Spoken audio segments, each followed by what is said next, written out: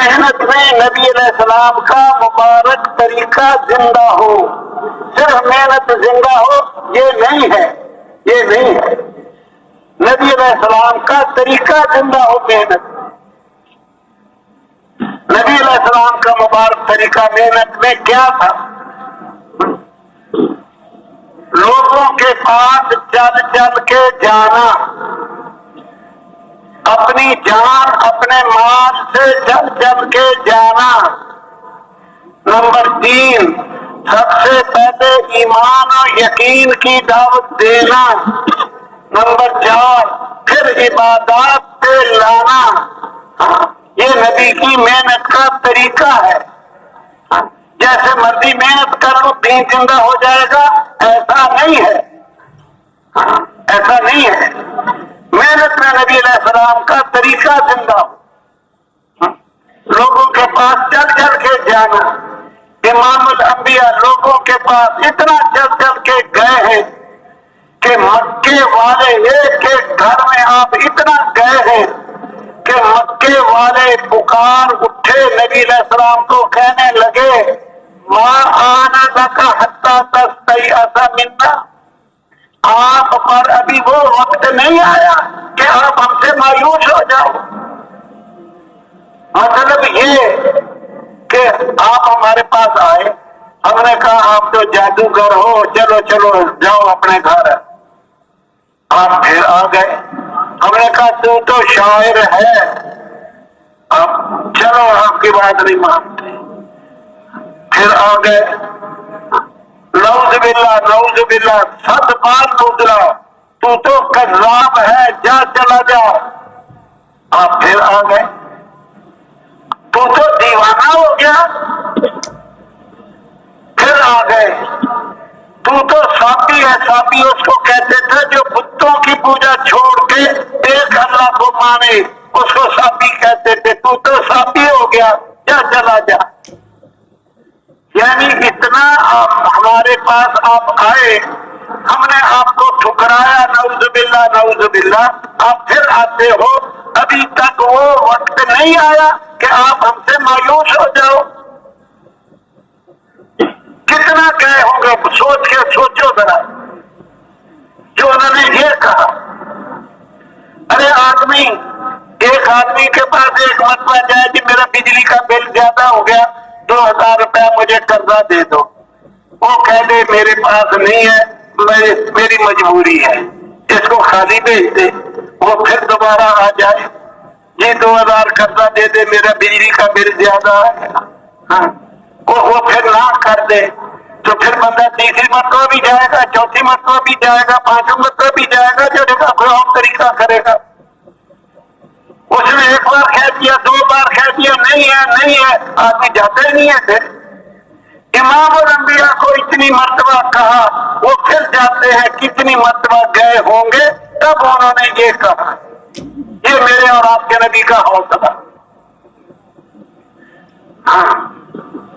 پھر اور سنو، حاجی لوگ حج کو آتے تھے، امام الانبیاء ان کے خیموں میں جاتے تھے، من خیمہ الى خیمہ، من خیمہ الى خیمہ۔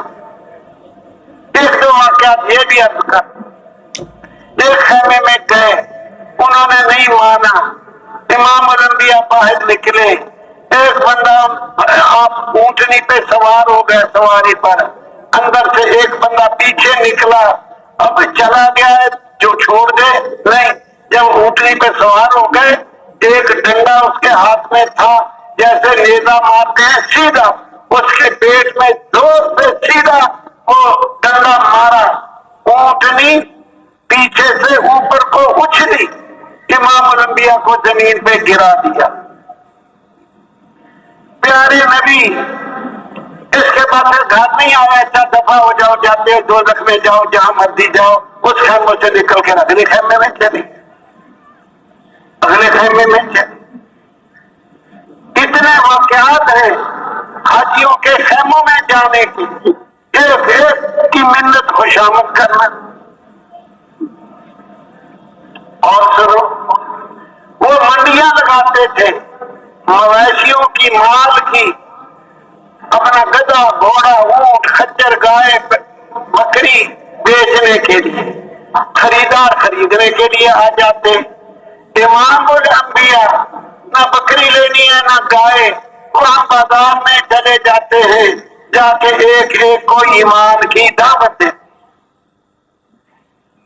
دو واقعات عرض ہیں۔ ایک مرتبہ سارا دن دعوت دیتے رہے، کوئی کچھ کہتا تھا، کاہن شاعر کذاب نعوذ باللہ کہتے چلے جاتے تھے، کوئی مٹی پھینک کے جاتا۔ حتی انتصف النہار، حدیث کے الفاظ ہیں، تاکہ آدھا دن گزر گیا، دوپہر ہو گئی، امام الانبیاء دعوت دے رہے، کوئی نہیں مانگا، پسینے بہنے لگے۔ ایک بچی آئی اور برتن میں پانی لے کے آئی، آپ کے ہاتھ دھلائے، منہ دھلایا اور آپ نے پانی نوش فرمایا۔ انہی منڈی والوں کا ایک آدمی اپنے ساتھی سے پوچھا، سارے لوگ تو اس کو تکلیفیں دے رہے، یہ لڑکی کون ہے جو اس کے ہاتھ دھلائے پانی پلایا؟ اس نے کہا، یہ اسی کی بیٹی زینب ہے۔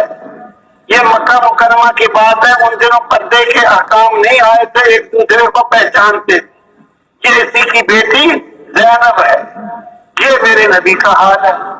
اور سنو، ایک اور منڈی میں گئے، کچھ لوگوں کو دعوت دی، انہوں نے جب دعوت ختم ہوئی تو پیچھے ابو لہب تھا، امام الانبیاء کے پیچھے، آپ کا چچا، وہ آگے بڑھ کے ان لوگوں کو کہتا ہے، ارے اس کی بات نہ سنو، یہ میرا بھتیجا ہے، میں اس کو زیادہ جانتا ہوں، یہ دیوانہ ہو گیا، پاگل ہو گیا، اس کا دماغ ہل گیا، مینٹل کیس۔ جب کوئی بات کرے دوسرا کہے یہ تو پاگل ہے، اس کا دماغ ہل چکا ہے، آپ اس کی بات پہ دھیان ہی نہیں دیتا۔ امام الانبیاء وہاں سے، آپ تو ہمت کے پہاڑ تھے، اور جگہ گئے، وہاں کچھ لوگ تھے، ان کو دعوت دی۔ یہ بھی دیکھتا لہب پیچھے سے پہنچ کے پیچھے کھڑا ہو گیا۔ جب آپ دعوت دے کے فارغ ہوئے، اسی طرح ہی پھر کہا جو پہلے کہا، یہ میرا بھتیجا ہے، میں اس کو زیادہ جانتا ہوں، یہ پاگل ہو گیا ہے، دیوانہ مجنون ہو گیا ہے۔ امام الانبیاء وہاں سے کسی اور جگہ گئے اور مجلس میں، وہاں جا کے دعوت دی، یہ بھی پیچھے پہنچ گیا، پیچھے ہی نہیں چھوڑ رہا۔ ہائے ہائے ہائے، سوچو صحیح میرے نبی کا کیا حال ہوا ہوگا۔ اس نے دعوت دی، وہاں ایک بوڑھا تھا، وہ کہنے لگا، ارے تیرے قبیلے والے تجھے زیادہ جانتے ہیں، حضور کی خبریں تو مشہور ہو چکی تھیں، بنو ہاشم میں ایک آدمی ہے وہ ہمارے خداؤں کا نہیں مانتا، ایسا ہے، سارے مشہور تھا۔ وہ بابا کہنے لگا، تیری قوم تجھے زیادہ جانتی ہے، اور برا بھلا کا جو اس کے منہ میں آیا امام الانبیاء کی رد میں باتیں کرتا رہا۔ جب وہ چپ ہوا نا بابا، ابو لہب پھر سامنے آیا، کہتا ہے، اگر یہ سارے منڈی والے جیسے تو نے اس کو کھری کھری سنائی ہے، منہ توڑ جواب دیے، اگر سارے منڈی والے اس کو ایسا ہی جواب دیں، پھر یہ باز آئے گا، پھر یہ رکے گا، تیرے جیسا ہونا چاہیے۔ ارے پیارے بھائیوں، امام الانبیاء کی قربانیاں دیکھو، کبھی طائف چلے جاتے ہیں، ہجرت کر کے مدینے چلے گئے، مکے جیسا شہر، بیت اللہ جیسا گھر دیکھنے کی لاکھ برابر چھوڑ چھاڑ کے مدینے چلے گئے۔ وہ کیا چیز تھی جو مدینے لے کے جا رہے؟ مدینہ جا کے بھی کبھی ابوا، کبھی بواد، کبھی بنو مستلق، کبھی بنو نذیر، کبھی بنو قریظہ، اس طرح کبھی بنو لحیان، یہودیوں کے قبیلے، عیسائیوں کے قبیلے، مشرکین کے قبیلے، ان میں جگہ جگہ نبی علیہ السلام جا رہے ہیں۔ ایک سفر سے واپس آئے، کے گھر جاتے تھے بیویوں سے پہلے، بیٹی نے دروازہ کھولا، اندر داخل ہوئے، بیٹی نے باپ کی پیشانی پر بوسہ دیا، حدیث میں ہے بینہ عینیہ، دو آنکھوں کے درمیان بوسہ دیا، ناک کے اوپر پیشانی پر بیٹی نے باپ کے بوسہ دیا، پاپا کب؟ پھر بیٹی رو پڑی۔ امام الانبیاء نے پوچھا ما یبکی کی یا فاطمہ، اے فاطمہ تجھے کس چیز نے رلایا؟ بیٹی نے جواب دیا قد شہب لونک وخلول قد ثیاب، آپ کا رنگ سفروں کی وجہ سے متغیر ہو چکا، کپڑے آپ کے میلے پرانے ہو چکے، مجھے اس چیز نے رلایا۔ باپ نے کہا بیٹی رو نہ، ان اللہ بعث اباک بدین یبلغ حیث یبلغ اللیل وفی روایت یبلغ حیث یبلغ النہار، اے بیٹی اللہ نے تیرے باپ کو وہ دین دے کر بھیجا ہے جو وہاں تک پہنچے گا جہاں تک دن پہنچتا ہے، وہاں تک پہنچے گا جہاں تک رات پہنچ، حال یہ ہوا ہے اور عزم ارادہ یہ ہے یہ وہاں تک پہنچانا ہے۔ ہمیں تو پیارے بھائیوں 4 گھر وہاں بے نمازی ہے، کبھی اس کے پاس جانے کی توفیق نہیں ہوئی، وہ وہاں تک لے جانا چاہتے ہیں جہاں تک رات پہنچتی ہے، اور میرا ارادہ اپنے ہمسائے کو بھی پہنچانے کا نہیں ہے۔ میں آپ سے ایک بات ہے، 2 قسم کے بندے ہیں، 2 قسم کے مسلمان، کافروں کو تو چھوڑو، 2 قسم کے۔ نمبر 1 جو نماز بھی نہیں پڑھتے ہیں مسلمان، نہ روزہ نہ حج نہ زکات نہ ذکر نہ تلاوت، برائیوں میں پڑے ہوئے ہیں، رشوت سود جو کچھ، میں برائیوں کا نام نہیں لیتا، میں اتنے سمجھانے کے لیے کافی، یعنی دین پہ نہیں چل رہے، انہوں نے دین پہ چلنے کے لیے امت پہ کیا محنت کرنی ہے؟ عاقد الشیء لا یعطیہ، عربی کا مقولہ ہے جس کے پاس خود کوئی چیز نہ ہو وہ دوسرے کو نہیں دے سکتا۔ ایک آدمی کی جیب خالی ہے، دوسرا کہتے لاکھ روپے جیب میں سے نکال کے دے، وہ اس کی جیب میں ہے ہی نہیں، وہ کیسے نکال کے دے؟ جو خود دین پہ چلتا ہی نہیں، نہ نماز روزہ کچھ بھی نہیں، اس نے دین کی کیا محنت کرنی ہے، کیا دین پھیلانا؟ اس کو بھی ایک طرف چھوڑو۔ اب لو دوسری قسم، جو نمازی ہیں، روزہ رکھنے والے، کئی حج کر چکے، 5 حج 7 حج، روزے رکھ رہے، زکات دے رہے، داڑھی چہرے پہ ہے، سنت کے مطابق زندگی ہے، جن کا حال یہ 24 گھنٹے کیسے گزارتے ہیں؟ آج شکوہ نہ سمجھنا، لیکن بات بھی تو سمجھنی پڑے گی۔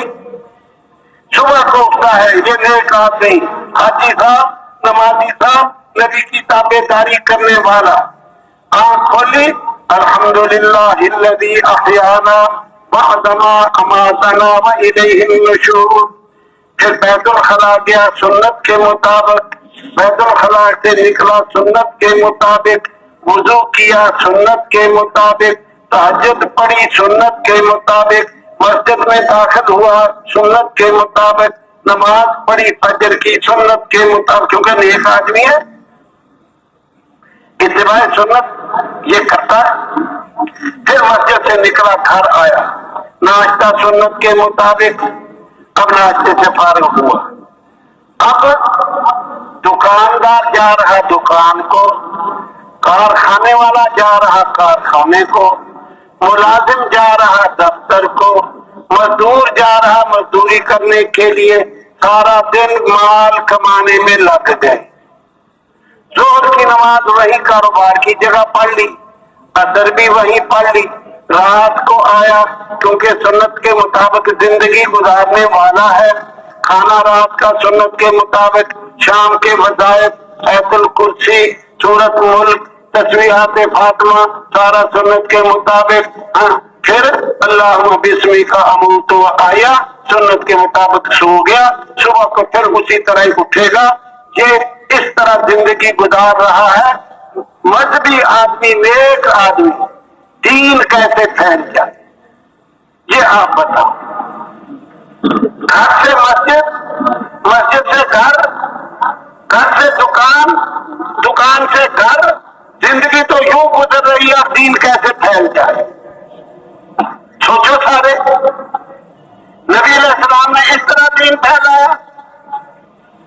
پیارے بھائیوں، یہ امت بڑی قربانیوں سے بنی ہے۔ 23 سال امام الانبیاء نے اعلان نبوت کے بعد گزارے ہیں۔ ایسی امت بنائی 23 سال میں، کفر سے، شرک سے آدمی کھینچے۔ 1,24,000 کی تعداد صحابہ کی، جن کو کفر سے، شرک سے، بے دینی سے کھینچا اللہ کے فضل سے، اور دین کا داعی بنایا سب کو۔ ایسا داعی بنا دیا جن کی قبریں ساری دنیا میں پھیلی ہوئی ہے۔ صحابہ دین پھیلاتے پھیلاتے گھروں کو چھوڑ، کاروبار چھوڑ، اور پوری ان انسانیت میں پھیلے ہیں، تب جا کے یہ امت وجود میں آئی ہے۔ نبی کی اطاعت 2 طرح کی ہے، اچھی طرح سمجھنا۔ اللہ نے نبی کی اطاعت کا حکم دیا ہے، اطیعوا اللہ واطیعوا الرسول، لقد کان لکم فی رسول اللہ اسوۃ حسنہ۔ نبی کی زندگی میں تمہارے لیے نمونہ ہے بہترین۔ ہاں، اطاعت 2 قسم کی ہے، عبادات میں بھی ہے اور مقصد میں بھی ہے۔ جس مقصد کے لیے نبی علیہ السلام کو دنیا میں بھیجا گیا، اس مقصد میں بھی نبی کی اطاعت۔ آج حج کرنے کے لیے تو 5000 کلومیٹر چلا جائے گا۔ اس حج کو، ان احکام کو زندہ کرنے کے لیے 5 گھروں تک نہیں جاتا۔ دین کیسے پھیلے؟ دین کیسے پھیلے؟ پیارے بھائیوں، ہم سے بہت بڑی چوک ہوئی ہے۔ ہاں، جو محنت، ہم یہ محنت زندہ کرنا چاہتے ہیں۔ جو محنت زندہ ہوگی، دین زندہ ہوگا۔ محنت مٹے گی، دین مٹے گا۔ ایک نبی بہت ہوتا تھا، اللہ دوسرا پیدا کر دیتا تھا۔ اذا ہلک نبی خلق آخر، وہ بہت ہو جاتا اور پیدا کرتا۔ ثم ارسلنا رسولنا تترا، پھر ہم نے لگاتار نبی بھیجے، نبی نبی نبی نبی۔ جب نبیوں کا بھیجنا بند فرمایا، یوں ہی نہیں بند فرمایا، یہ بھی سمجھنے کی ہے۔ ہاں، ہم کہتے ہیں خاتم النبیین سے نبوت، نبی نہیں آئے گا، تو اس سے پہلے 3 چیزیں اور ہیں۔ کیوں نبوت ختم کی ہے؟ نبیوں کا بھیجنا کیوں بند کیا؟ دین مکمل کر دیا، الیوم اکملت لکم دینکم، دین مکمل کر دیا، اس کی حفاظت کا وعدہ کر لیا۔ انا نحن نزلنا الذکر وانا لہ لحافظون، اور اس کی حفاظت کا انتظام یہ کیا کہ اس امت کے سپرد کر دیا۔ ان کو کہہ دیا تمہیں نبی کا اسوہ حسنہ اپنانا ہے، نبی کی اطاعت کرنی ہے۔ جیسے تمہارے نبی نے دین پھیلایا، اس طرح تم نے دین پھیلانا ہے۔ صحابہ پھیلے ہیں ساری دنیا میں دین پھیلانے کے لیے، اس طرح سارے عالم میں ہدایت آئی ہے۔ ان کی قبریں بتا رہی ہیں کہاں کہاں ان کی قبریں ہیں۔ 30,000 صحابہ کی قبریں ملک شام میں، 7,000 صحابہ کی قبریں مصر میں، ابو لبابہ تیونس میں، خالد بن ولید حمص میں، بلال رضی اللہ عنہ ملک شام میں، ابو ایوب انصاری ترکی میں، حضرت عباس نبی کے چچا، ان کے 10 بیٹے قبریں 10 ملکوں میں۔ ایک بیٹا ایک ملک میں، دوسرا اور میں، تیسرا اور میں۔ نبی کی زندگی صحابہ نے اپنائی، صحابہ نے یہ کیا، اور میں دین پھیلانے کے لیے کچھ بھی نہ کروں۔ دین کیسے زندہ ہو؟ ہر کام ہے، اس کی ایک محنت ہے۔ ہاں، ارے وہ محنت کریں گے انشاءاللہ، انشاءاللہ جو نبی کی اللہ کی اطاعت کرے، نبی کی اطاعت کرے۔ قرآن یہ کہتا ہے مَن یُطِعِ اللَّهَ وَالرَّسُولَ فَأُولَٰئِکَ مَعَ الَّذِینَ أَنْعَمَ اللَّهُ عَلَیْہِم مِّنَ النَّبِیِّینَ وَالصِّدِّیقِینَ وَالشُّہَدَاءِ وَالصَّالِحِینَ وَحَسُنَ أُولَٰئِکَ رَفِیقًا۔ جو نبی کی اطاعت اللہ کی اور نبی کی اطاعت کرے وہ ان میں حشر ہوگا جن پر اللہ نے انعام کیا، انبیاء کے ساتھ حشر، صدیقین کے ساتھ حشر، شہداء کے ساتھ حشر، صالحین کے ساتھ حشر۔ ہم ساری امت کا حشر نبیوں کے ساتھ کرانا چاہتے ہیں۔ وہ تب ہوگا جب نبی کی اطاعت کرے۔ اطاعت دو طرح کی کرے، عبادات میں بھی اطاعت کرے، انہیں عبادات کو پھیلانے کے لیے محنت میں بھی اطاعت کرے۔ ہم ایک محنت زندہ کر رہے ہیں، جس محنت سے دین زندہ ہوگا وہ محنت زندہ کر، یہ جہد الجہد ہے، یہ محنت زندہ کرنے کے لیے محنت ہے۔ اس پر جو ملے گا پھر مزہ آئے گا۔ جب نبیوں کے ساتھ حشر ہو گیا تو پھر مزہ آئے گا۔ دوسرے لوگ دیکھیں گے، بادشاہ لوگ دیکھیں گے جو دنیا پہ محنت کر گئے ان کے پلے کیا ہے، اور آپ کا ایک ایک نماز، ایک ایک روزہ، اللہ کے راستے کا ایک ایک صبح، ایک ایک شام، دنیا وما فیہا سے بہتر۔ ہاں پھر مزہ آئے گا، ہمیں بھی آئے گا انشاءاللہ۔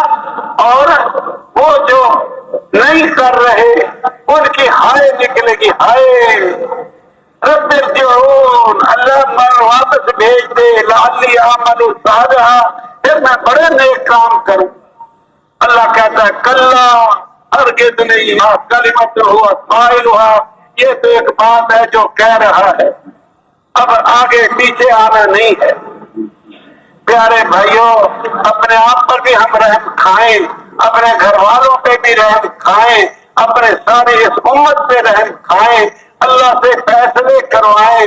اللہ جس گناہ کی نحوست کی وجہ سے امت اپنے کام سے ہٹ گئی، امت کا وہ گناہ جس صدی میں بھی ہوا، جن لوگوں سے ہوا، جو بھی گناہ ہوا، اللہ تو معاف کر۔ جس صدی میں بھی گناہ ہوا، وہ گناہ ہے جو ضرور ہوا ہے جس کی وجہ سے اتنی بڑی محرومی آئی ہے۔ گھر میں اورا والا ہیرا وہ چھن گیا، ہر شعبے میں کمی آ گئی، علم سیکھنے میں اس کا کچھ پتہ ہی نہیں ہے۔ دین کا علم اور اللہ کا دھیان، اللہ کا ذکر اور اچھے اخلاق، چھوٹی چھوٹی باتوں پہ لڑائیاں۔ ارے اسلام، لا اسلام الا بجماعت، اجتماعیت کے بغیر اسلام ہے ہی نہیں۔ واعتصموا بحبل اللہ جمیعا ولا تفرقوا، سارے اللہ کی رسی کو مضبوط پکڑ لو، تفرقے نہ بناؤ۔ آج یہ امت تفرقوں میں بڑھتی جا رہی ہے۔ اللہ کے نبی نے ان کو جمع کیا تھا ایک جگہ، ایک جسم کی مانند بنایا تھا کا جسد واحد، تم ایک جسم ہو۔ ہم آج الگ الگ ایک ایک رکن کی الگ الگ جماعتیں بنا بنا کے الگ ہوتے جا رہی ہیں۔ اسلامی مزاج نہیں ہے، یہ اسلامی مزاج نہیں ہے۔ پوری امت کی اجتماعی قوت، پوری امت کی جو سب سے اہم ضرورت ہے اس پہ خرچ ہونی چاہیے۔ پوری امت کی اجتماعی قوت، پوری امت کا جو سب سے اہم عمل ہے اس پہ خرچ ہونی چاہیے۔ جب لوگ اسلام سے دور ہوتے جا رہے ہوں، ہماری سب کی قوت، جو آدمی دور ہوتے ہوتے کفر کے قریب پہنچ گئے، ایک قدم اور اٹھائیں گے تو کفر میں گر جائیں گے، ہماری سب کی قوت اس پہ خرچ ہونی چاہیے۔ ایک قدم آگے گیا تو ہمارا، جیسے ماں کا بیٹا رینگتا رینگتا تنور کے پاس پہنچ گیا، چھال کا بچہ ہے، اور تنور میں آگ ہے، اس میں جھانک رہا، اس میں گرنے والا ہو گیا۔ ماں اگر دور سے نظر پڑ جائے، ماں کہے گی میرا بچہ میرا بچہ، اتنا بھی نہیں کہہ سکے گی کہ آنکھ میں گرنے لگا، ہائے میرا بچہ مر گیا مر گیا مر گیا، یہ کہے گی ماں۔ جو کفر کے قریب ہو گیا، ہمیشہ کی جہنم میں گرنے لگا ہے، ہماری سب کی قوت سب سے پہلے اس طبقے پہ ہونی چاہیے۔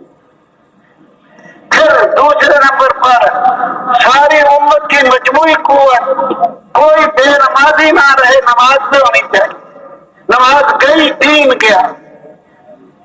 نماز کا درجہ ایسے جیسے سر کا درجہ جسم میں، سب کی قوت اس میں ہونی چاہیے۔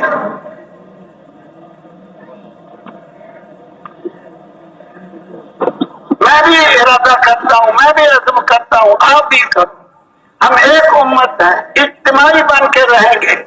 میں سندھی ہوں، میں ہندی ہوں، میں پنجابی ہوں، یہ سب کفر کے نعرے ہیں۔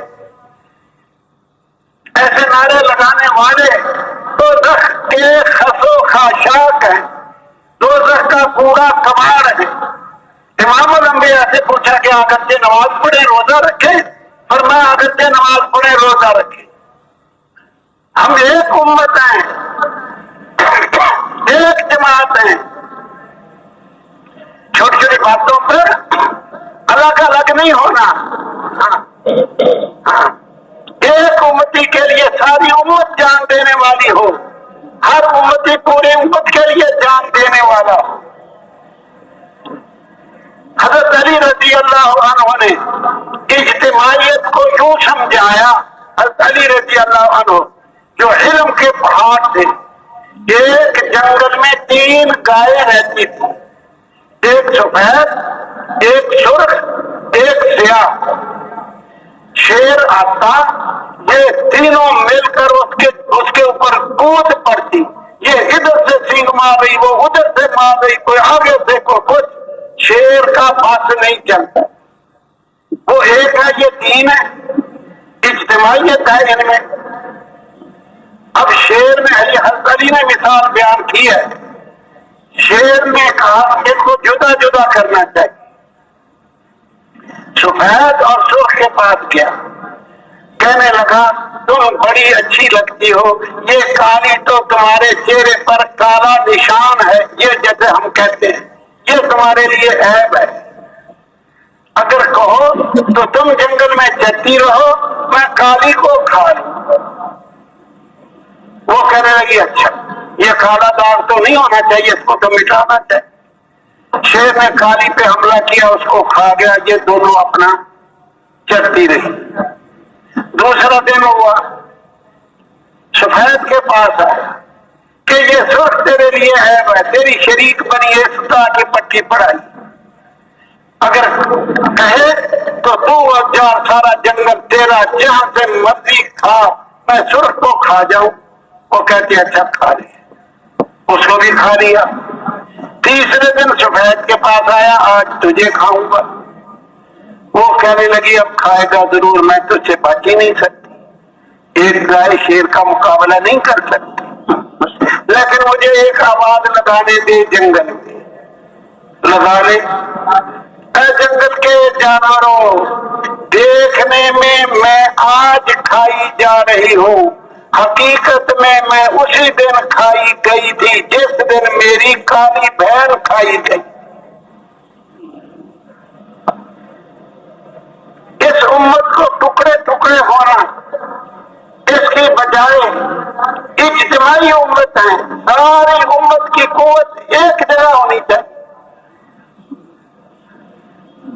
قرآن نے تو عجیب واعتصموا بحبل اللہ جمیعا، یہ تو مسلمانوں کے لیے، یہودیوں نصرانیوں کے لیے قرآن کہتا ہے اے میرے حبیب ان کو کہہ دے، یہودیوں نصرانیوں کو، اہل کتاب کو، تعالوا الی کلمۃ سواء بیننا وبینکم الا نعبد الا اللہ ولا نشرک بہ شیئا۔ آ جاؤ اہل کتاب، اس بات پہ ہم اکٹھے ہو جائیں جو تمہارے اور ہمارے درمیان مشترک ہے. اللہ کے علاوہ کسی کی عبادت نہ کرے اور کسی کو اللہ کا شریک نہ بنائے. اس پر ہمارے ساتھ شامل ہو جاؤ. یہودیوں کو بھی نصرانیوں کو بھی اس بات پہ ہم جمع ہو جائیں. اسلام جمع کرنے کی طرف لا رہا، آج ہم ٹکڑے ٹکڑے ہونے کی طرف بھاگے جا رہے ہیں. ٹکڑے ٹکڑے ہونے کے لیے بھاگے جا رہے ہیں. یہ اسلامی مزاج نہیں ہے. سارے ایک جگہ ہماری قوت لگنی چاہیے. کفر کی تو یہ سازش ہے کہ ان کے ٹکڑے ٹکڑے کرو. کبھی کوئی شوشہ چھوڑ دیتے ہیں، کبھی کوئی شوشہ چھوڑ دیتے ہیں. ہم نادان آدمی کے چکروں میں آ جاتے ہیں. سارے مل کر ساری امت مسلمہ ایک جماعت ہے. ساری امت مسلمہ ایک جماعت ہے. ایک تھانے دار آ گیا، بہت سالوں کی بات ہے رائے میں، مولانا جمشید علی رحمت اللہ علیہ کو کہنے لگا یہ فلانی پارٹی، یہ فلانی پارٹی، یہ فلانی پارٹی، تم اس بارے میں کیا کہتے ہو؟ کون حق پہ ہے یا اس قسم کا سوال. ہاں، مولانا جمشید کہنے لگے ہم ان کے بارے میں یہ کہتے ہیں ہم سب کے سب ہمارے، یہ ساری پارٹیاں ہماری ہیں، ہم ان سب کے ہیں، ہم سب کے سب ہمارے، ہم رب کے رب ہمارے، ہم رب کے ہیں رب ہمارے ہیں، ہم ان سب کے خیر خواہ ہیں، یہ سب ہمارے ہی ہیں، اپنے ہی ہیں. ایک ہی بات. امت بنانی ہے. امت امت وہ ہوتی ہے جن کا فکریہ ایک ہو، جن کی تڑپ ایک ہو، جن کا غم ایک ہو، وہ امت ہوتی ہے. کسی کا کدھر کو منہ، کسی کا کدھر کو منہ، یہ امت ہے. ایک گاڑی بس دھکا سٹارٹ ہے، 10 آدمی مل کے دھکا لگائیں گے تو یہ سٹارٹ ہو جانا ہے. اب میں آپ سے پوچھتا ہوں 100 بندے کھڑے کر دو، ان کو کہو ایک ایک جا کے دھکا لگا کے اپنی قوت لگا کے آؤ، پھر دوسرا جا کے لگا کے آئے. 100 بندہ باری باری جائے تو یہ بس سٹارٹ کر لیں گے؟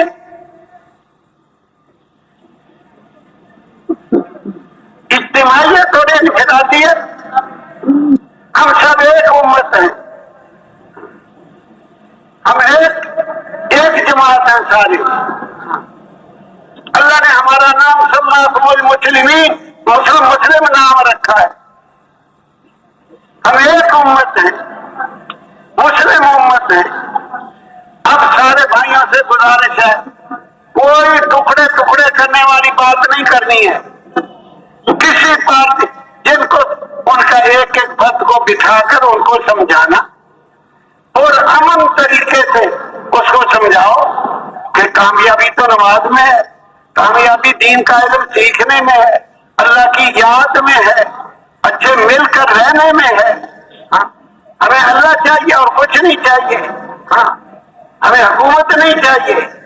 یہ چیزیں تو پیش کی گئی. آج حکومتوں میں بھی لڑائیاں ہو رہی ہیں، گھر گھر ٹکڑے ہو رہے ہیں. یہ اسلامی مزاج ہے ہی نہیں. اسلامی مزاج کیا کہوں تو کیا نہ کہوں. امام الانبیاء کے بعد حضرت عمر رضی اللہ عنہ نے ابو عبیدہ بن جراح کو کہا خلافت کے لیے ہاتھ بڑھاؤ، تیرے ہاتھ پہ خلافت کی بات کرے تو امیر المومنین. حضرت ابو عبیدہ نے انکار کر دیا، کہا میں اس آدمی کے آگے کھڑا ہو کے کیسے نماز پڑھاؤں گا جس کو امام الانبیاء نے اپنے مسلح پہ کھڑا کیا ہو، یعنی ابو بکر. ابو عبیدہ جانتے تھے کہ عمر نے میرے ہاتھ پہ بیعت کر لی تو یہ سب کی بیعت کرائے گا، بلا مقابلہ مجھے مل جائے گی عمارت. نہیں، ہم عمارت کے بھوکے نہیں ہیں. ہاں، ہم عمارت کے بھوکے نہیں ہیں. حضرت ابو بکر کے پاس آ گئے حضرت عمر، اپنا ہاتھ بڑھاؤ، آپ کے ہاتھ پہ خلافت کی بیعت کریں. اب انت احق بہا، آپ زیادہ مستحق ہے خلافت کے. حضرت ابو بکر انکار کر دیا. اب صحابہ کا مزاج سمجھنا ہے, وہ کس مزاج پہ تھے, ہم کہاں جا رہے ہیں. حضرت ابو بکر نے بھی انکار کر دیا. کہنے لگے انت احق بها لانك اقوانا, تو خلافت کا امیر المومنین کا زیادہ مستحق ہے اس لیے کہ تو ہم سب سے قوی ہے, میں تو بوڑھا ہو گیا, تو ہمت والا ہے, خلافت کے لیے ہمت چاہیے. اب ابو بکر جانتے ہیں کہ اگر عمر نے بیعت کر لی تو سارے صحابہ بیعت کر لیں گے, مجھے بلا مقابلہ مل جائے, لیکن نہیں. اب حضرت عمر کو کہا تو اس کا زیادہ مستحق ہے. حضرت عمر جانتے ہیں کہ ابو بکر کہہ دیا تو مستحق ہے تو سب کو بیعت کرا دے گا, مجھے بلا مقابلہ مل جائے گی, نہیں. حضرت عمر نے کہا ہاں ان قوتی لک مع فضلک, ہاں میری قوت وہ بھی آپ کے لیے استعمال ہوگی اور فضیلت آپ کو ہے, میری قوت بھی تیرے لیے استعمال ہوگی, آپ ہی مستحق ہیں, آپ ہی بیعت لو. 3 دن تک صحابہ کہتے تھے ہاں ان کو تو ہمارا امیر المومنین ہے. ابو بکر کھڑے ہو جاتے, کہتے کسی اور کو بنا لو, میں نے نہیں بنا. 3 دن تک انکار ہوتا رہا, صحابہ مان کے نہیں کیے. ہم کوئی حکومتوں کے بھوکے ہیں, عہدوں کے بھوکے, ہم اللہ کے بھوکے, ہمیں اللہ مل جائے, سب کچھ مل گیا. ہاں پھر شیطان دھوکہ دیتا ہے, میں حکمران بن جاؤں گا, میں پھر دین کا کام کروں گا. اب کیوں نہیں کرتا, اب کیوں نہیں کرتا, حکمران بن کے کرے گا. اور سنو, حضرت ابو بکر کا انتقال ہونے لگا. حضرت عمر کو کہا میں نے عمارت کے لیے تیرا نام منتخب کیا ہے, تو امیر ہوگا میرے پاس. حضرت عمر کہنے لگے مجھے عمارت کی کوئی ضرورت نہیں ہے. ابو بکر نے کہا عمر کو عمارت نہیں چاہیے, عمارت کو عمر چاہیے. زبردستی بنا دیا, بن گئے. جب حضرت عمر کا انتقال ہونے لگا 6 آدمیوں کا نام منتخب کیا, ان میں سے امیر المومنین بنا لینا. حضرت عمر کا سانس گیا, وہ 6 آدمیوں میں 3 آدمی بیٹھ گئے کہ اپنے بننا ہی نہیں ہے, چل باقی رہ گئے 3. ان تینوں نے کہا تم بھی اگر ایک بیٹھ جاؤ تو ان 2 کا فیصلہ کر دو, حضرت عثمان اور حضرت علی, کیونکہ ان کو حضور نے بشارت دی ہوئی تھی, اس لیے دونوں کو حضور نے بشارت دی. تیسرا بھی, چوتھا بھی بیٹھ گیا, اب رہ گئے 2. اس چوتھے نے سارے مہاجرین انصار سے مشورے لیے, 3 دن کا وقت مانگا مہلت, اور پھر 3 دن کے بعد فیصلہ سنایا. میں مہاجرین کو ملا, انصار کو ملا. 2 آدمی بھی ایسے نہیں تھے جنہوں نے حضرت عثمان کے علاوہ دوسرے کا فیصلہ دیا ہو, وہ حضرت عثمان کو مقرر کیا. پھر حضرت علی ہوئے. ہم تو نہ مال کے بھوکے ہیں نہ حکومتوں کے بھوکے ہیں, ہم تو اللہ کے بھوکے ہیں, کسی طرح اللہ مل جائے اور بس. مجھے اللہ چاہیے اور کچھ نہیں چاہیے. اس لیے امت کے پیچھے پھرنا ہے, جیسے پہلے عرض کر دیا امام الانبیاء پھرے ہیں, مجھے اللہ مل جائے کسی طرح. جتنے لوگوں کی ہدایت کا ہم ذریعہ بنیں گے ان سب کے برابر ہمیں اجر ملے, ان سب کے برابر. اس لیے ہماری گزارش ہے, یہ محنت سیکھنے کے لیے 4 مہینے ہیں, محنت کرنے کے لیے تو ساری عمر ہے. مرتے مرتے بھی دین کی محنت کرنی ہے. امام الانبیاء دعوت دے دیتے دنیا سے گئے, الصلاۃ وما ملکت ایمانکم, نماز کا خیال کریو, غلاموں کا خیال کیجیو, دعوت دیتے دیتے دنیا سے چلے. ہم بھی چلنا موت تک ہے, لیکن یہ 4 مہینے سیکھنے کے لیے, کوئی کام سیکھے بغیر نہیں آتا. اس پر پھر فضائل ہے. ہماری گزارش ہے اخیر تک سارا مجمع بیٹھے, اعلان ہوگا بخشے بخشائے کھڑے ہو جاؤ. تمہاری برائیاں نیکیوں سے بدل دی گئی. اس سے پہلے جیسے اتنا بیان سنا, چند منٹ اور ہے. اٹھ کے نہیں جانا، صرف جو تقاضا بیان کیا جائے اس کے لیے اٹھ کے کھڑے ہو۔ نقد 4 مہینے کے لیے کسی اجتماع سے دعا کے دن جو نکل جائیں گے کھڑے ہو کے ارشاد فرماؤ، بسم اللہ کرو، سارے کھڑے ہو جاؤ۔ جو نقد تیار ہے 4 مہینے کے لیے، نام لکھنے والے آ جاؤ، اور ہو جائے 2-3 ہو جائے، ایک ادھر ہو جائے ایک ادھر ہو جاؤ، کھڑے ہیں جلدی ہو جائے کاکا۔ بسم اللہ کم از کم 4 مہینے، پھر اگلی بات ملکوں کی بھی عرض کریں گے۔ فرمائیے 4 مہینے کے لیے کوئی ادھر بھی آ جاؤ۔ بخشادہ صاحب کہاں کے بھائی؟ بخشادہ صاحب اور ایسا محلہ کے ہیں نیاز غازی کے۔ کتنا وقت ہے آپ کا؟ 4 مہینے کے لیے۔ دائیں والے یہ لکھیں گے، بائیں والے یہ لکھیں گے، جو ممبر کے دائیں طرف ہے ان کو لکھاؤ، بائیں طرف والے ان کو لکھاؤ۔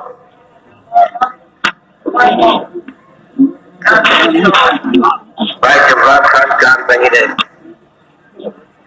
بھائی جبران حسین صاحب 4 مہینے کے لیے، بھائی محمد سلیمان صاحب 4 مہینے کے لیے، بھائی سلیم جان صاحب 4 مہینے، بھائی نیاز خان 4 مہینے، بھائی درویش صاحب 4 مہینے۔